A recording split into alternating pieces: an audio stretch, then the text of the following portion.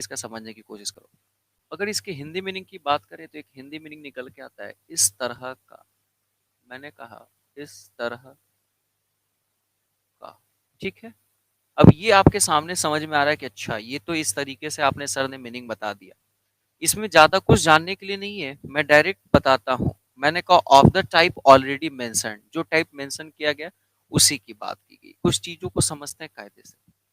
सच के साथ एक स्ट्रक्चर निकल के आएगा जिसे हमें ध्यान में रखना है कि अगर सच के साथ, मैंने कहा जनरल केस में सच के साथ अगर आप सिंगुलर काउंटेबल नाउन का यूज़ करते हैं, तो एक बात समझिएगा कि वहाँ पे हमेशा ए या एन का यूज़ करना होगा आपको। अगर इसके साथ सिंगुलर काउंटेबल नाउन, अनकाउंटेबल की बात नहीं की जा रही, तो एक स्ट्रक्चर हमारे सामने निकल के आ गया, ठीक है भाई। इसी कहानी में आगे बढ़ते हैं तो हमारे सामने एक और स्ट्रक्चर निकल के आएगा कि सच के बाद अगर अनकाउंटेबल नाउन रहे, सिंगुलर अनकाउंटेबल नाउन, तो बीच में आप ए एंड द का यूज नहीं करेंगे, ये माइंड में सेट रखिएगा, ठीक है। इसी कहानी में आगे बढ़ते हैं तो फिर कुछ और समझ में आता है कि सच के साथ अगर प्लूरल काउंटेबल नाउन रहे, मैंने कहा ये सारे केस में यहाँ डिटर्मिनर बन रहे हैं, तो ऐसे केस में भी कोई भी आर्टिकल्स या डिटर्मिनर का यूज आप नहीं करेंगे सच और प्लूरल काउंटेबल नाउन के बीच में, ठीक है। अब ये सब केस में डिटर्मिनर है क्योंकि नाउन के साथ यूज हुआ है। अब एक बात समझने की कोशिश करो, ये पूरा पैटर्न क्या हुआ, ये पूरा पैटर्न अपने आप में कैसा बना। तो आप बोलोगे एसएल बना, और एसएल बनने की वजह से, सिंगुलर बनने की वजह से, अगर ये पूरा एक्सप्रेशन सब्जेक्ट की जगह आएगा तो इसके साथ वर्ब कैसा आएगा, सिंगुलर वर्ब आएगा। क्लियर है। यहाँ पे देखो अनकाउंटेबल होने की वजह से फिर से ये सिंगुलर ही बना, और इसकी जगह पे भी इसके साथ अगर हम वर्ब का यूज करेंगे इसे सब्जेक्ट बना के, तो इसके साथ आने वाला वर्ब भी हमारा कैसा वर्ब होगा, सिंगुलर वर्ब होगा। बहुत कायदे की चीज है। और यहाँ तो प्लूरल काउंटेबल नाउन की वजह से ये पीएल हो गया, प्लूरल हो गया, और इस कारण से आने वाला वर्ब जो है वो कैसा वर्ब हो गया, प्लूरल वर्ब हो गया। ये कायदे से हमें ध्यान में रखना है। अगर आप नहीं समझ पाएंगे तो गड़बड़ हो जाएगा। जैसे चीजों को जरा समझते हैं हम लोग one by one, step by step, ठीक है। आपके सामने जो भी चीजें, मैंने अभी एक्सप्रेशन की बात की है, मैं वर्ब्स की बात नहीं कर रहा हूँ कि यहाँ पे वर्ब्स को हम कैसे यूज कर रहे हैं। आप जरा एक बात देखिए कि यहाँ पे ये जो नाउन है अपने आप में कैसा नाउन है, तो सिंगुलर काउंटेबल नाउन होने की वजह से हम बीच में ए का यूज किए according to the sound, consonant या वॉयल साउंड। तो सच अ बॉय, इस तरह का या इस प्रकार का एक लड़का। अच्छा, उसी के बाद यहाँ पे सच बॉय है, तो कायदे से ये भी अपने आप पे तो सिंगुलर काउंटेबल नाउन है। तो सिंगुलर काउंटेबल नाउन होगा तो आप इस बात को हमेशा याद रखेंगे कि ए या एन का यूज मैंडेटरी हो जाता है, कंपलसरी हो जाता है। तो कायदे से ये एक्सप्रेशन अपने आप में क्या हो गया, रॉन्ग हो गया। अच्छा, सच के बाद ये बॉयज अपने आप में ये बता रहा है कि मैं तो प्लूरल काउंटेबल नाउन हूँ, और जब मैं प्लूरल काउंटेबल नाउन हूँ तो मेरे और सच के बीच में कोई नहीं आना चाहिए। तो यहाँ पे ए का यूज गड़बड़ हो गया, ठीक है भाई। अच्छा, एग ने कहा इस प्रकार का अंडा, एक अंडा, तो एग है अपने साथ वॉल साउंड लेके आ रहा है, इसलिए एन का यूज किया। सच एन एग अपने आप में सही है। इस प्रकार के या इस तरह के अंडों की बात की गई है, ये एग अपने आप में सिंगुलर काउंटेबल नाउन था तो एन का यूज कर दिया गया, कोई बात नहीं। उसी तरीके से एग्स की बात करें तो एग्स अपने आप में प्लूरल काउंटेबल नाउन है, समझ में आना चाहिए। तो इसके साथ मैंने कुछ भी नहीं यूज किया, कोई भी डिटर्मिनर नहीं, कायदे से ये भी एक्सप्रेशन अपने आप में करेक्ट हो गया। बोलो हाँ या ना, समझ में आ गया। आगे बढ़ते हैं, क्या लिखा हुआ है, सच द हनी। ये हनी अपने आप में अनकाउंटेबल है, सिंगुलर अनकाउंटेबल। आप जानते हैं कि जनरल केस में मैंने नाउन में पढ़ाया, आपको पता होगा जनरल केस में मैंने नाउन में पढ़ाया कि कभी भी अनकाउंटेबल नाउन के साथ आर्टिकल्स का यूज जनरल केस में नहीं करते, पार्टिकुलर की बात छोड़ दी जाए तो जब ऐसी बात हमें समझ में आ गई तो यहाँ पे द का यूज करना पूरी तरह से सरासर क्या हो जाएगा, गलत हो जाएगा। समझ गए सारे लोग। अब आगे देखो लिखा हुआ है सच हनी, तो ये अपने आप में सिंगुलर अनकाउंटेबल है, तो ना तो इसके साथ ए आएगा, ना तो एन आएगा, और ना ही द आएगा। तो कायदे से ये एक्सप्रेशंस अपने आप में क्या हो गए, करेक्ट हो गए। अब इन एक्सप्रेशंस का यूज करके एग्जामिनेशन में जैसे क्वेश्चंस पूछे आप पूछ लो, आपसे क्वेश्चंस बनेंगे, ठीक है। जैसे मान लो कि ये क्वेश्चन मैं इस तरीके से लिखता हूं,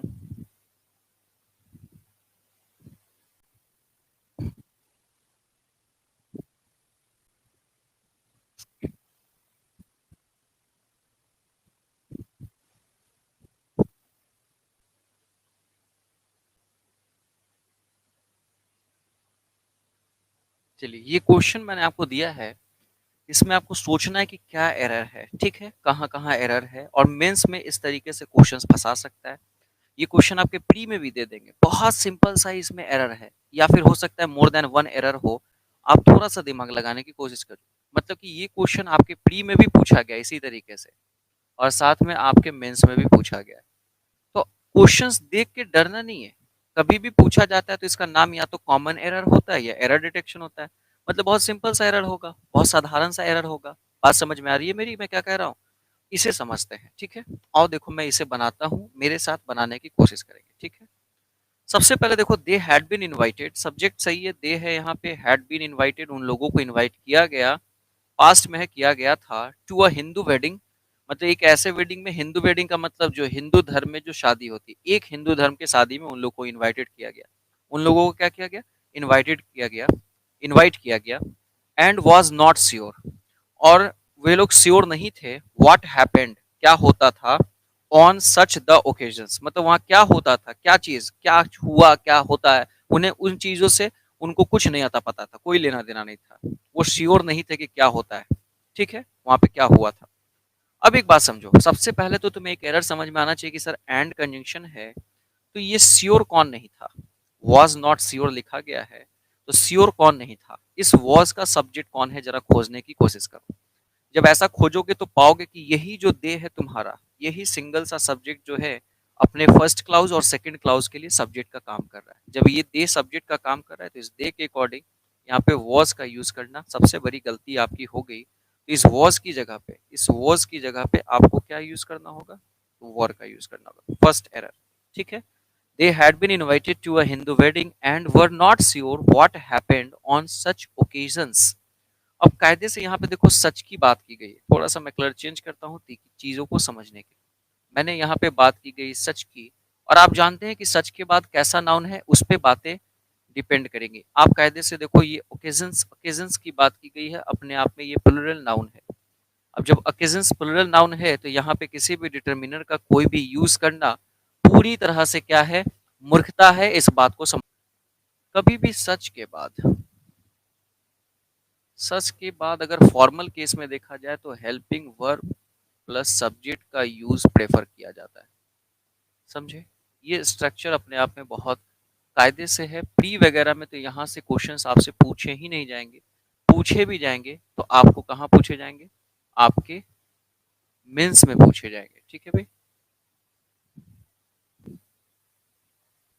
मैंने कहा कि ये सच है, सच के बाद हेल्पिंग वर्ब है, और हेल्पिंग वर्ब के बाद सब्जेक्ट है। जैसे अगर कहीं इस तरीके से लिखा हुआ है, सब लोग ध्यान दीजिएगा, लिखा हुआ है सच शी इज, ये अपने आप में पूरी तरह से एक्सप्रेशन रॉन्ग होगा, सही लिखना होगा सच इज सी, मतलब कि ये इन्वर्जन का केस लेगा, ये आप ध्यान में रखेंगे। मैंने कहा सच दे आर, कायदे से आप इस चीज को समझ गए, ये गलत हो गया, इन्वर्जन का यूज करेंगे तो यहाँ पे क्या लिखना होगा? सच आर दे, ठीक है। ये जो है अपने आप में एक फॉर्मल यूज माना जाता है। मैंने क्या कहा? फॉर्मल यूज माना जाता है। फॉर्मल यूज का मतलब जो अपने आप में क्या है? एक्सेप्टेबल है। लेकिन ये भी जो आपके गलत हुए, कायदे से इसे हम वीक एरर के कंसीडर में रखते हैं, मतलब आप लैंग्वेज में इसका यूज कर देते हैं। और ये कैसे इंग्लिश में यूज होता है? तो इनफॉर्मल इंग्लिश, इनफॉर्मल यूज माना जाता है। इनफॉर्मल यूज कहते ही उसे हैं जो लैंग्वेज की बात करता है, और फॉर्मल का यूज जो हमारा ग्रामर से रिलेटेड है, हमारे काम से रिलेटेड है, हमारे डॉक्यूमेंट्स, हमारा ऑफिस से रिलेटेड है, उस केस में। तो इस बात को ध्यान रखिएगा, ठीक है। एक क्वेश्चन मैं आपको देता हूँ, जरा देखिए, आप बनाइए तो। मैंने क्वेश्चन दिया, 5 तक हमने किया था ना शायद, जितना भी क्वेश्चन कराओ, और मैं देखता हूँ।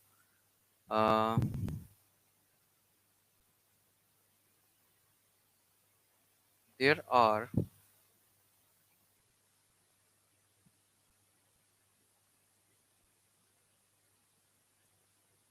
नो सच थिंग,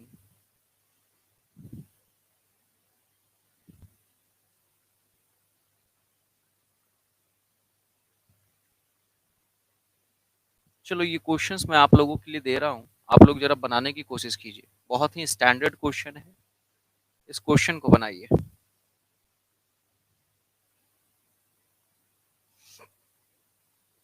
बनाने की कोशिश करें।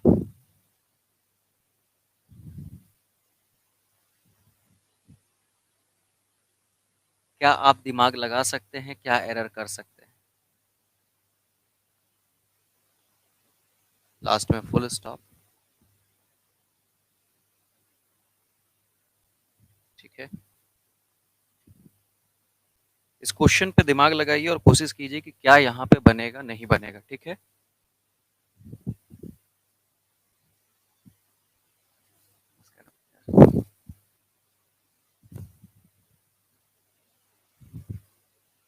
चलिए, आइए मैं बताता हूँ यहाँ पे क्वेश्चन में क्या है, किस तरीके से हम लोगों को यहाँ पे चीज़ों को समझना है। ठीक है?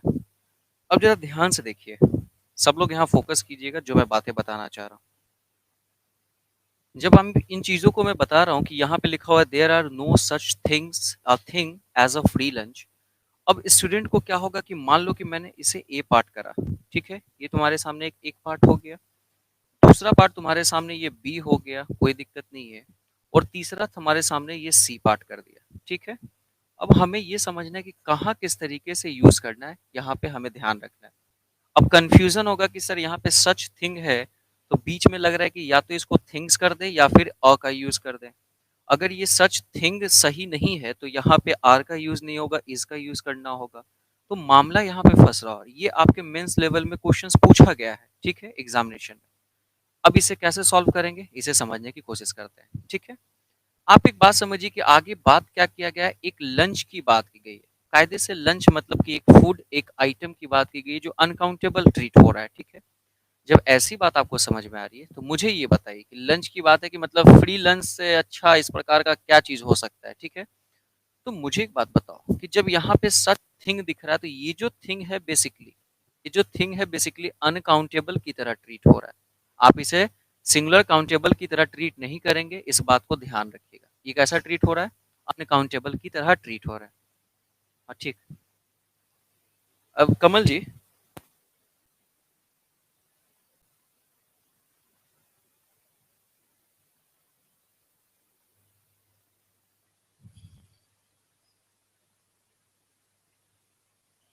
चलिए आइए देखते हैं यहाँ पे, तो इन बातों को समझते हैं। मैंने क्या कहा कि यहाँ पे ये चीज़ें आपको अनकाउंटेबल की तरह ट्रीट हुआ, इसलिए ये सच थिंग हुआ, इस लंच की बात कर दी गई। अनकाउंटेबल, ना कि ये सिंगुलर काउंटेबल है। और जब अनकाउंटेबल की बात कर दी गई है, तो वैसे केस में यहाँ पे आर का यूज़ नहीं करना होगा, किसका यूज़ करना होगा? इज़ का यूज़ करना होगा। बात समझ में आ गया? तो there is no such thing. अब यहाँ पे कुछ लोग ये भी बताते हैं, ये सच थिंग पूरा कंपाउंड की तरह भी काम करता है। सच थिंग या सच थिंग्स की बात करते हैं, ठीक है? तो ये भी ध्यान रखिएगा। तो यहाँ पे उस केस में आप अनकाउंटेबल नहीं ट्रीट करते हैं, बोलते हैं कि सर ये नाउन है, पूरा सच थिंग को हम कंपाउंड की तरह ट्रीट कर रहे हैं। जब सच थिंग को कंपाउंड की तरह ट्रीट कर रहे हैं, तो वहां पे फिर क्या लिखता है आदमी? सच थिंग्स का यूज कर देता है। क्या यूज कर देता है? इस प्रकार के चीजों की बात कर देता है। तो ये पूरा का पूरा अपने आप में क्या हो गया? एक सिंगुलर पैटर्न हो गया। अब जब सिंगुलर पैटर्न हो गया, तो सिंगुलर पैटर्न के हिसाब से आप यहाँ पे किसका यूज कीजिए? इसका यूज करिए। तो ये चीजें आपको ध्यान में होनी चाहिए। ये चीजें आपको ध्यान में होनी चाहिए। अब वो मैंने एडवांस लेवल में ले गया कि अनकाउंटेबल है। नॉर्मल कॉन्सेप्ट यही समझिए कि सच थिंग पूरा अपने आप में कंपाउंड सिंगुलर बना, और सिंगुलर सब्जेक्ट की वजह से यहाँ पे जो वर्ब है वो इज का यूज कर दिए, कोई इशू नहीं है। उसी का प्लूरल बनाना था, सच थिंग्स कर देते, तो यहाँ पे इस की जगह पे क्या यूज कर देते? आर का यूज करना होता। तो ये चीजें हमारे माइंड में होनी चाहिए, दिमाग में होनी चाहिए कि कैसे किस तरीके से हम यूज करें, किस तरीके से क्वेश्चंस बनाएं, ताकि हमारा क्वेश्चंस बहुत अच्छे से सही हो जाए। समझ में आया यहाँ तक की बातें? तो चलिए इसको आगे लेके चलते हैं और समझते हैं और क्या बात है। ठीक है भाई?